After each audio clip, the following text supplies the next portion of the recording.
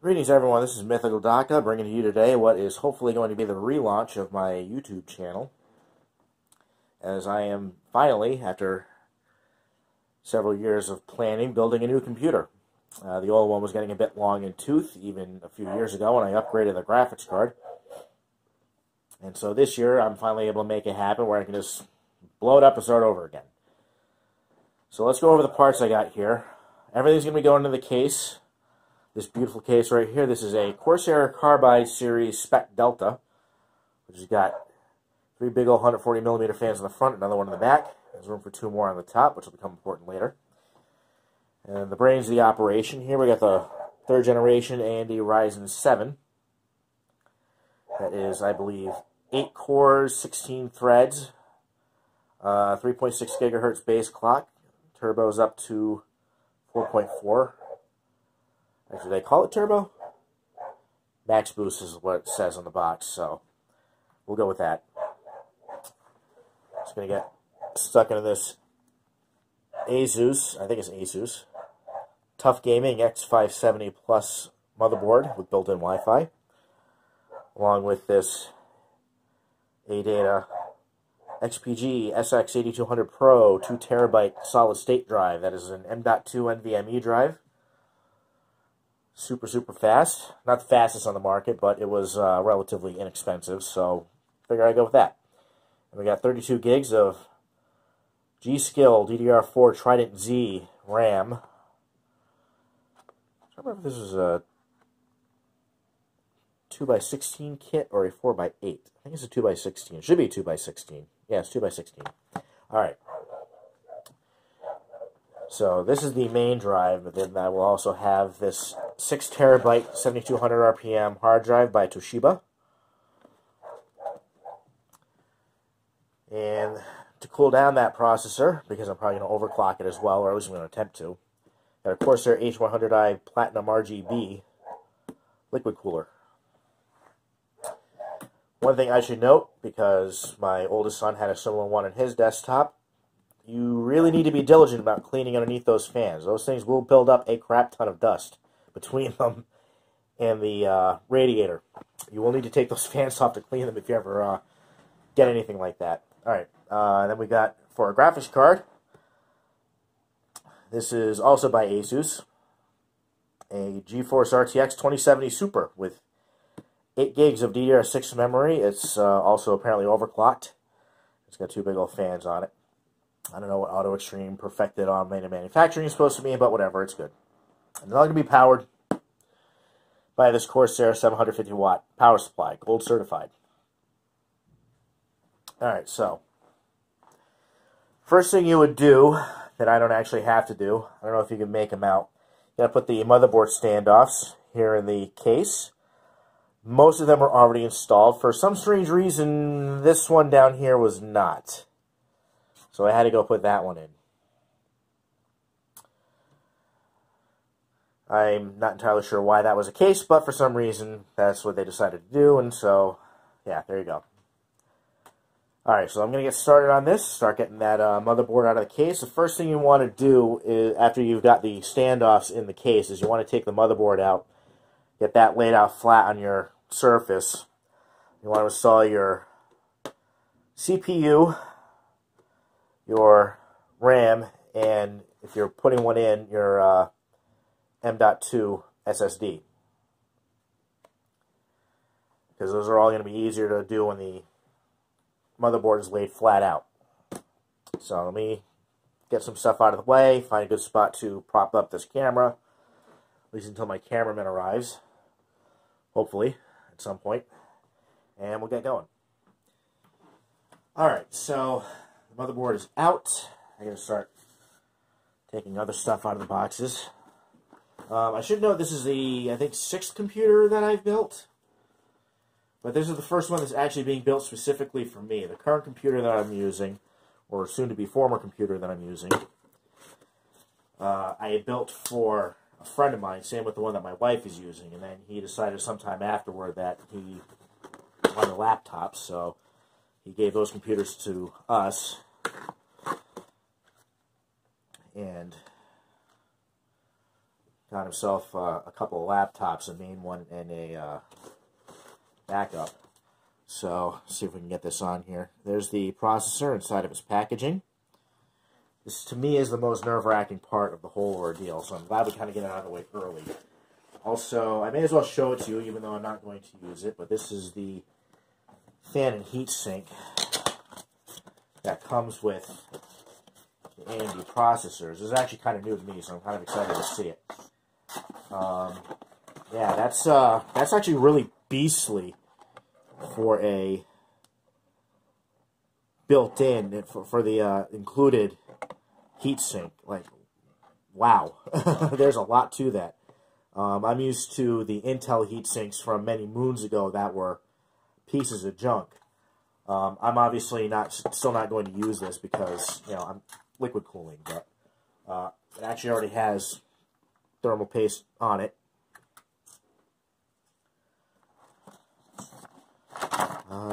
Those look like they're probably cables for running the fans on this thing, or fan, I should say. So I'm not using it. All the same, if you want to use the included cooler with an AMD processor, by all means go for it. That is a hell of a lot better than what they used to be. I think at one point, I don't know if Intel's including them again, but at one point, I know in the higher end processors, they stopped including the stock coolers. I think they got the message that they were pretty flippin' useless.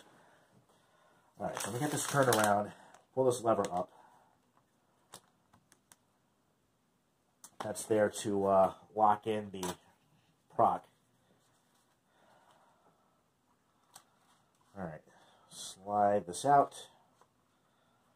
There's documentation in it. Apparently the motherboard came with decals as well, but I have no idea what the hell they're supposed to be for, so I'm not going to worry about it too much.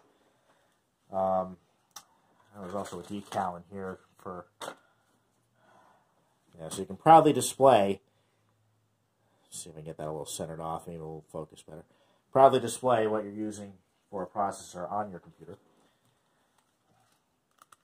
Alright, let's get this open. Pray to God, nothing falls out.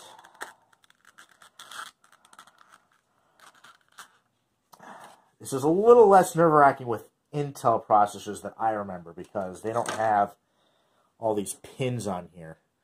I'm not sure how well you can make them out, but you know, all these pins that you got to worry about bending.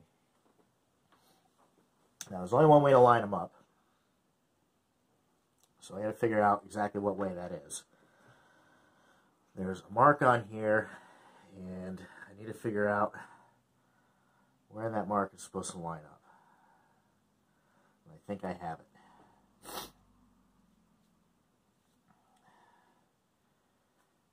Now, ideally, it should go more or less straight in. You don't want to have to move it around. That should be good. I'll know when I try to turn things on if there's any kind of issue with that. But for the time being, that looks good. I don't think I bent any pins doing it. I don't know how well you could see it because my hand was probably in the way, but that's all right. All right, so the next step is to get the RAM in there. And I am honestly not 100% sure which slots they're supposed to go in. I think they're supposed to be in the two closest to the processor, but I'll have to double check that in the motherboard documentation. Alright, I'll try to fix this now. So after checking the documentation real quick, looks like I'm actually supposed to put them in the two lighter gray slots here further away from the CPU, which I guess makes sense. I think that's how I remember Intel doing it. I seem to remember the AMD procs being a little bit less picky, but I could be wrong. That could also be a few generations ago, too. This is the first PC I built in probably 5 years. Well, about a little over 4 years. I think it was a little before Christmas 2014. So that would actually be 5 years, yeah. Last time I built a PC.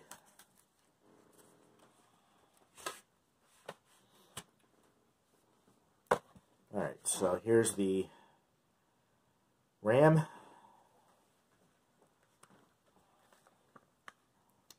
I need to carefully take out of its packaging so I don't drop it. If I drop it, I'm pretty much boned.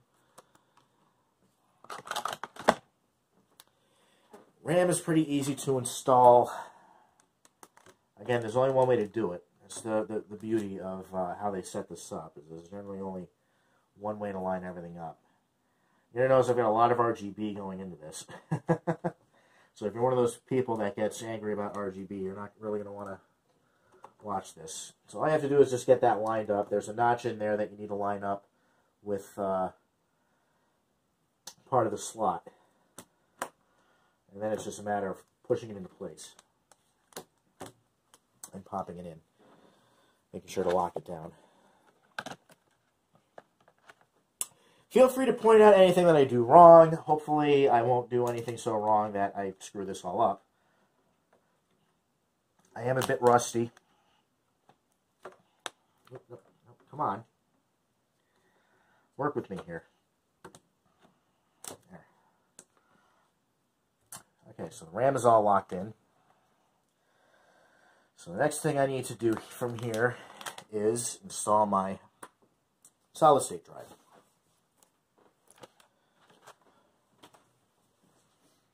Now, this is the first time I've ever worked with an M.2 drive.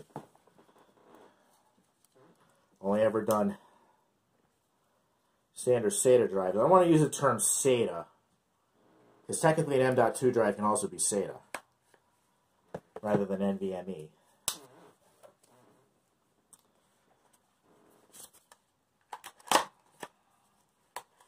But talking the old style SATA drives that were more of a traditional hard drive format.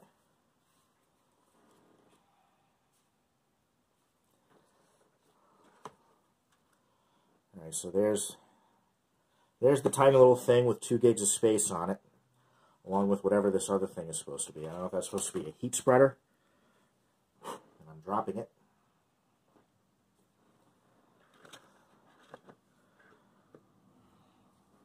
I'm going to say this is some kind of heat spreader.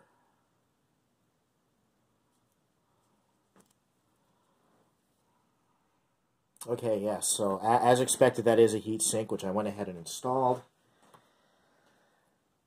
Now I just got to remember where exactly this is supposed to install.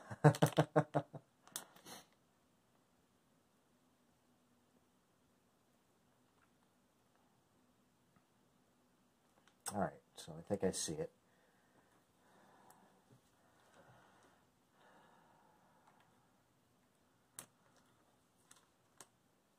It's going to go in at an angle, I guess. And it's going to stay that way until I screw it down. So let me go dig out the screws, and we'll be good to go. Alright, so that phase is done. The solid-state drive is in, and I've bolted it down to the case. See, I'm now tethered on using my wrist strap. So the next thing we're going to install is the graphics card. Which means I got to change the perch of this.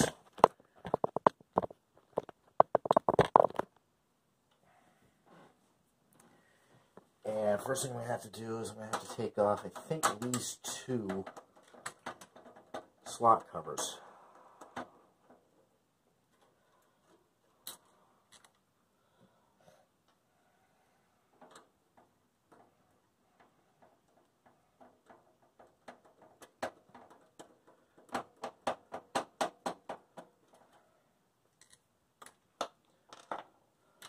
Alright. Let's just pop right out. I've seen computers where you actually have to break those pieces out, which is super annoying. Alright, so there's the big beast.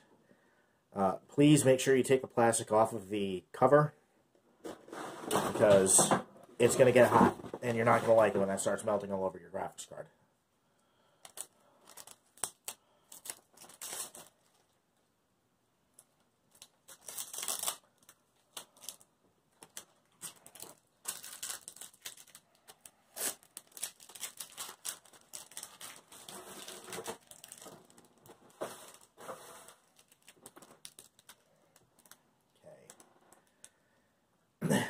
plastic on the back too, if you can make it out. Okay. And just slide the protector off of the contacts. Now kicking cardboard all over my dining room here.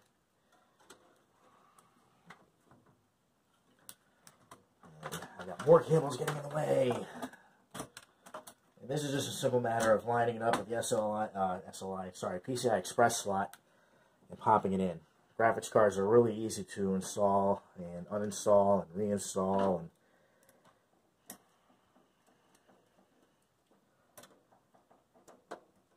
which is good because for a gaming computer like this, this is probably the first thing that you're going to have to replace in a few years. Processor, I imagine, will probably hold up a lot longer, especially being a Ryzen 7 or a Ryzen 5.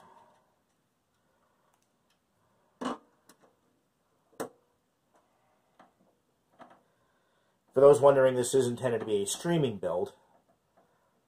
I've already had people point out to me before when I was going over my components that, you know, if it's not going to be a streaming build, then a Ryzen 5 3600 would be fine. No, it is intended to be a streaming build. That's why I went with the Ryzen 7 3700X. I only got a couple things left. So I got the hard drive to do. So I got the power supply to do. Both of those are going to involve this being upright. So I'm now going to have to go and install the CPU cooler. Which means I got to find yet another perch here, because it's just currently sitting on top of that. So you can see this magnificent beast. Yeah, there we go. Actually show unboxing one of these for a change. Alright, so there's the fans. These are 140mm fans, and they're going to pop up right on top here. I hope that they actually install easier than the last time I installed one of these. There's all the various screws and such that I need. Here's the actual radiator. Come on, come on. Radiator and the water block. Which I will stick over here for the moment. Excuse the mess. What do we got here? That is probably some kind of power connector. I'll figure that out. And that's probably the bracket that I'm going to need for this. There is a bit of prep work. It comes pre-installed with the Intel bracket, so I got to switch it out for the AMD bracket, of course. And nothing there. Okay.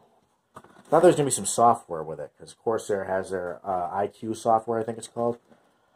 But, alright, so I got to start switching out.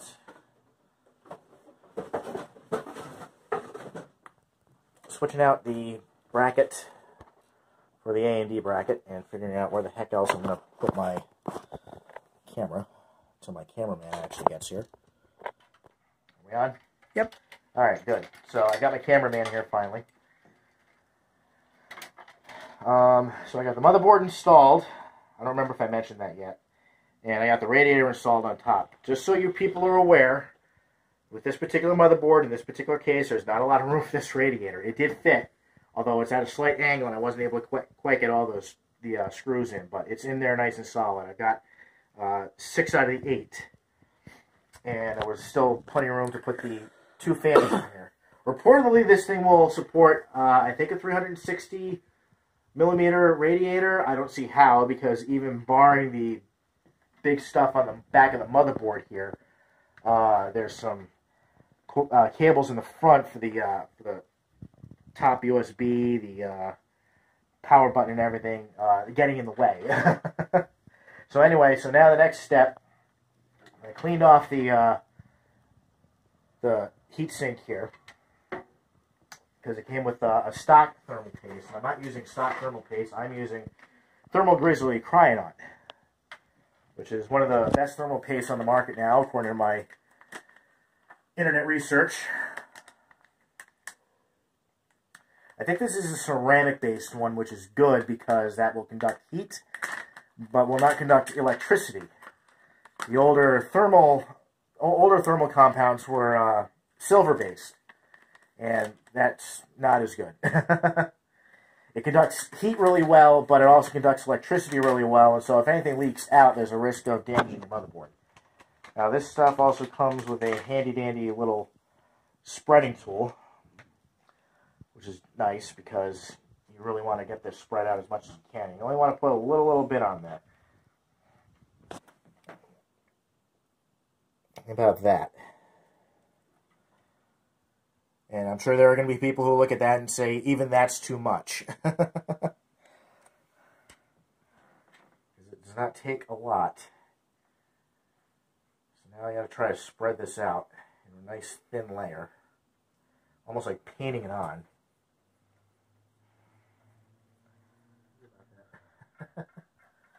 Okay, I think that should be good. So next step is to get the water block on. Now this is going to be fun because I got all these cables in the way.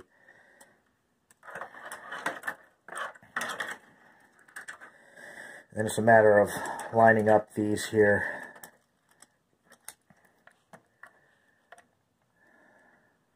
brackets. My hardware is not cooperating.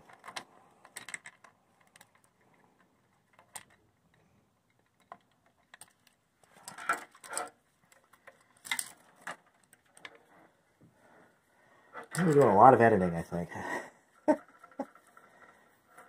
I need to make it look like I know what I'm doing. Okay, so there's that. So I've got this one that just doesn't want to cooperate. No matter what I do, it doesn't want to line up. Alright.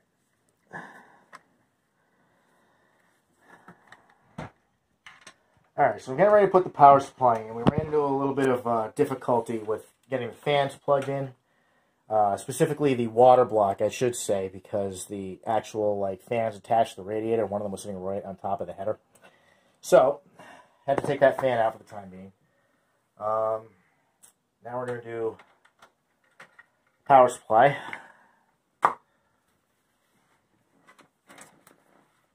See how this goes. Hopefully better than the...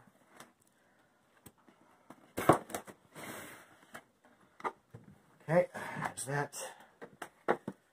Important information that I'm not going to read. Cable ties. There's the main power cable. Here's the baggie with all the cables I'm going to need. This is a modular power supply. And then here's the PSU itself.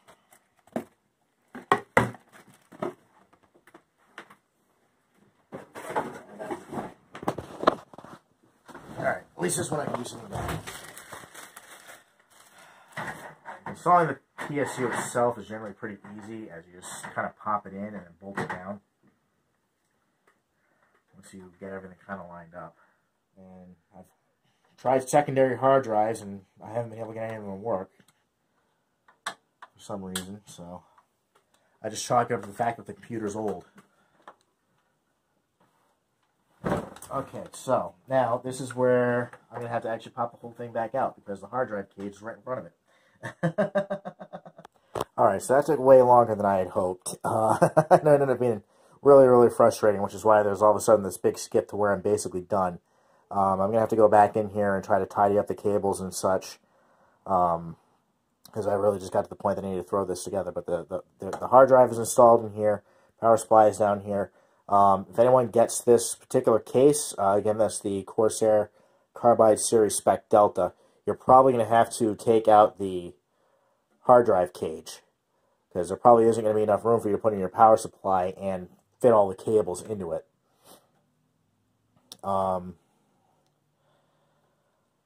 Also, I had to do a lot of taking off of fans in order to make sure that I'm able to plug stuff into the motherboard, so make sure you do these fans last. Let me see what else was there. There were a few other things in there, and I can't even keep my head straight right now.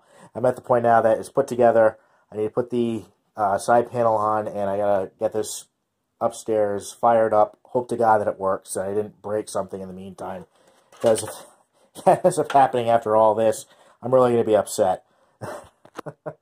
And with that, we appear to be in business. We've got the BIOS displaying on the screen. Fans all lit up. I think we're probably good.